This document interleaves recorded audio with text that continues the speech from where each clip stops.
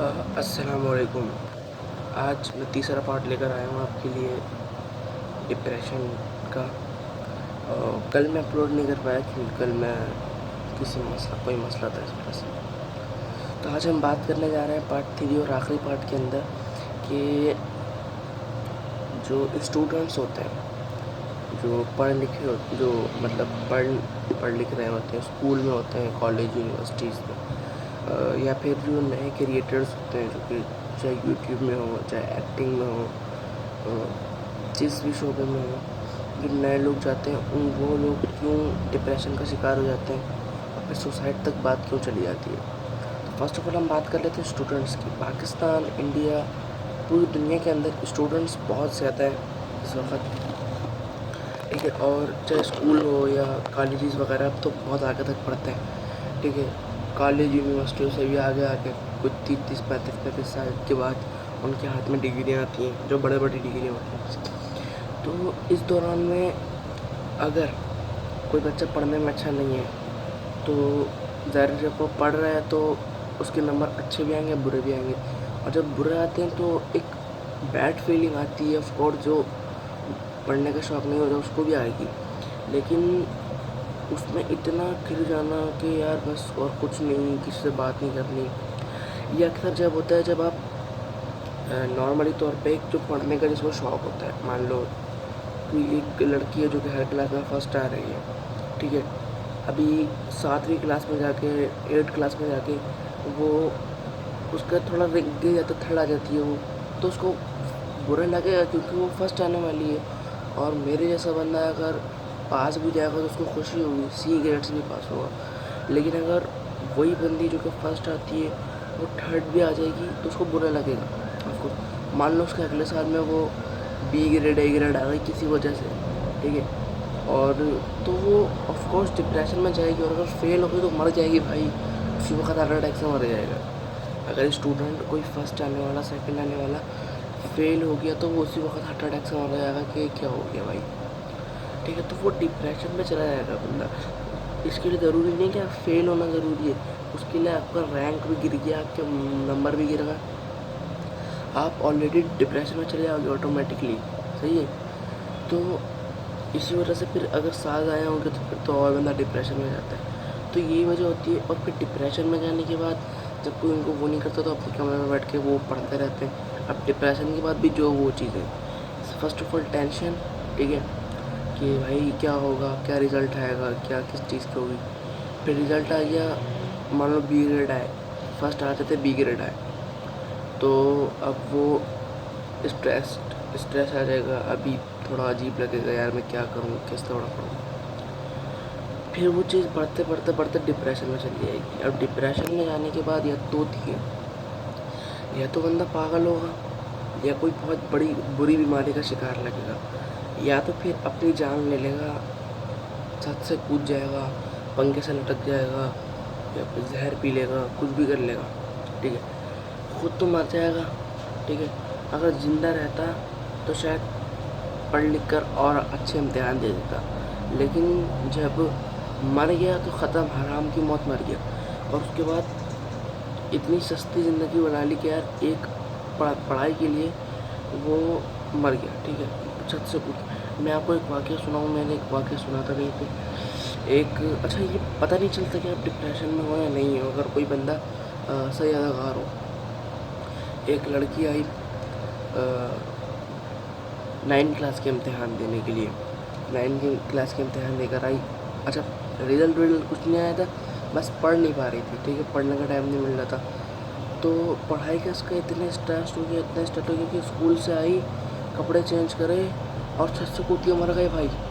اور بولو ابے یار کہ مطلب کہ جان نہیں ہوگی کہ دیکھو پڑھائی ہو گئی، پیسے کمانا ہو گیا، یا گھر بنانا، یا رشتہ دار، یا شادیاں، یا کسی بندے کی شادیوں کو ٹوٹ گئی، یا وہ رشتے ٹوٹ گئے، اور کیریئر ہو گیا، مطلب مان لو بہت بڑا ایکٹر تھا، ختم. یار یہ زندگی کے ایک پارٹ ہے، زندگی کا حصہ ہے.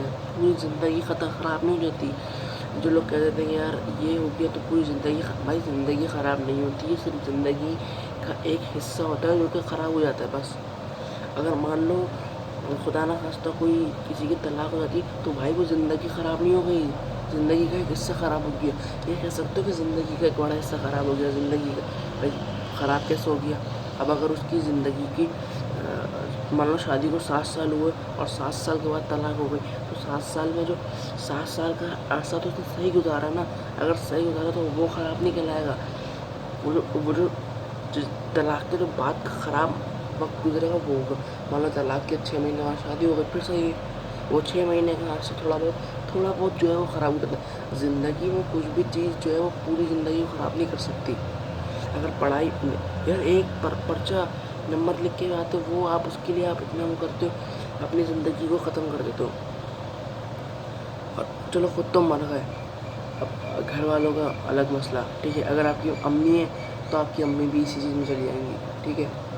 तो ये स्टूडेंट्स का ये मामला है। अब एक और चीज़ जो आती है वो नहीं, ये चीज़ आती है कि दूसरों का गम आपको डिप्रेशन में डाल देता है। मान लो खुदा न खास्ता आपका कोई वालिदा है, उनका बेटे का इंतकाल हो गया, या कोई बीवी उनके शौहर का इंतकाल हो गया, या किसी भाई का, किसी के भाई का, किसी के बाप का, किसी की माँ का, तो वो चीज़ भी स्ट्रेस हो जाती है। चलो ये चीज़ एक समझ में आ सकती है। असल में ये भी, इससे भी कोई इतना ज़्यादा लाइफ में बस फ़र्क तो पड़ेगा, लेकिन इतना ज़्यादा अपने ऊपर हावी नहीं करना कि कुछ जाने वाला चला गया, जाने वाला तो चला जाएगा, वो वापसी नहीं आएगा आपके रोने से।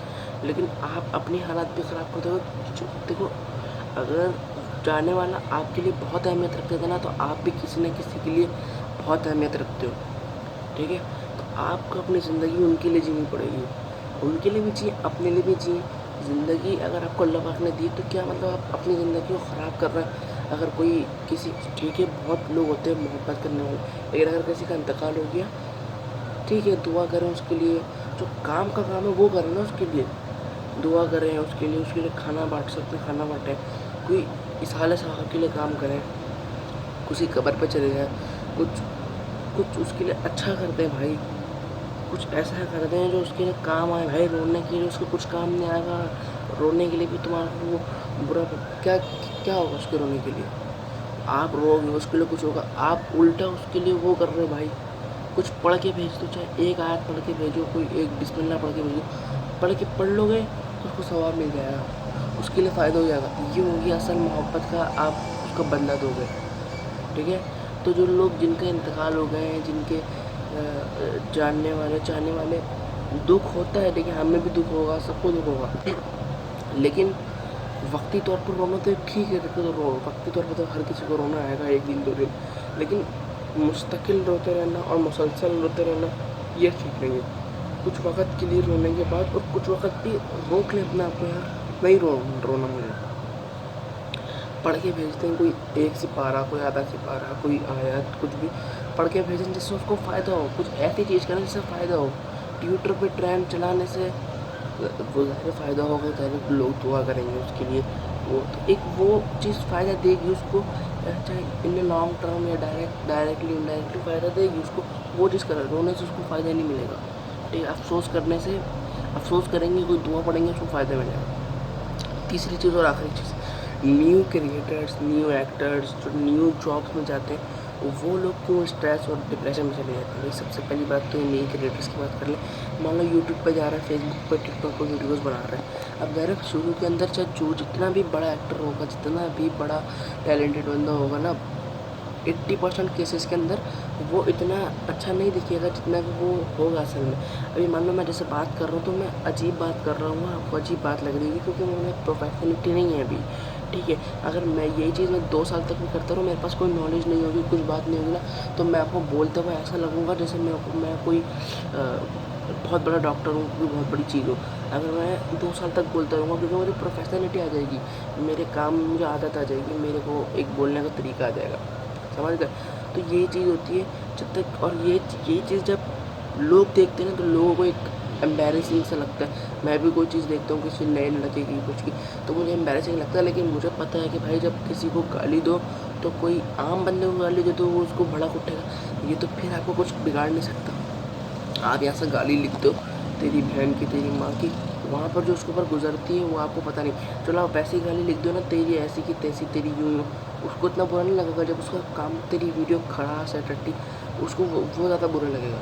تو اگر آپ نہیں کریں تو زیادہ اچھا ہے. لیکن فرسٹ آف آل یہ جو ایکٹنگ ہوتی ہے اس میں جب آپ آگے چل کے کروڑوں اربوں روپے کماتے ہیں, لاکھوں کروڑوں کا کو جانتے ہیں, جب اتنا آپ کو مقام ملتا ہے نا, تو یہ آپ کو ایسے نہیں مل جاتا کہ آپ کو لوگ 10 گالیاں دیں تو آپ برا ہو کے پھانسی سے لٹک جاؤ. بھائی اس کے لیے آپ کو گالیاں بھی برداشت کرنی پڑیں گی, ٹھیک ہے, لوگوں کے تانے بھی برداشت کرنے پڑیں گے, آپ کو خواری بھی کاٹنی پڑے گی, یہاں تک کو پیسوں کا نقصان بھی ہو, راتوں کی نیندیں حرام ہوتی ہیں, آپ کی صحیح ٹھیک ٹھاک واٹ لگتی ہے, اس کے بعد کہیں جا کے آپ کو پیار ملتا ہے, پیسہ ملتا ہے, دولت, شہرت, عزت, گھومنا پھرنا, عیش و آرام, ہر چیز ملتی ہے.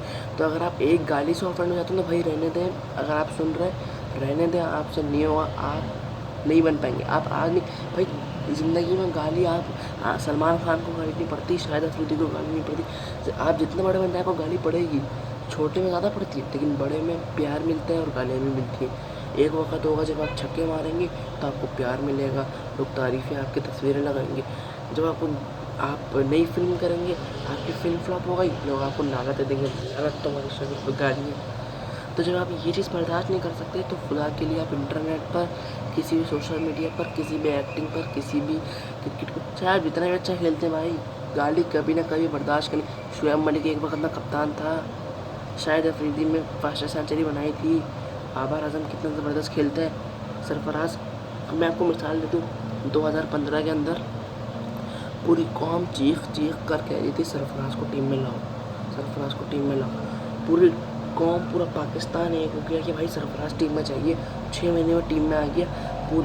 وہی 5 سال بعد اگلے ورلڈ کپ میں پوری قوم ایک ہو کے بولنے لگی سرفراز کو ٹیم سے نکالو. 2 دن میں باہر ہو گیا 2 دن میں باہر.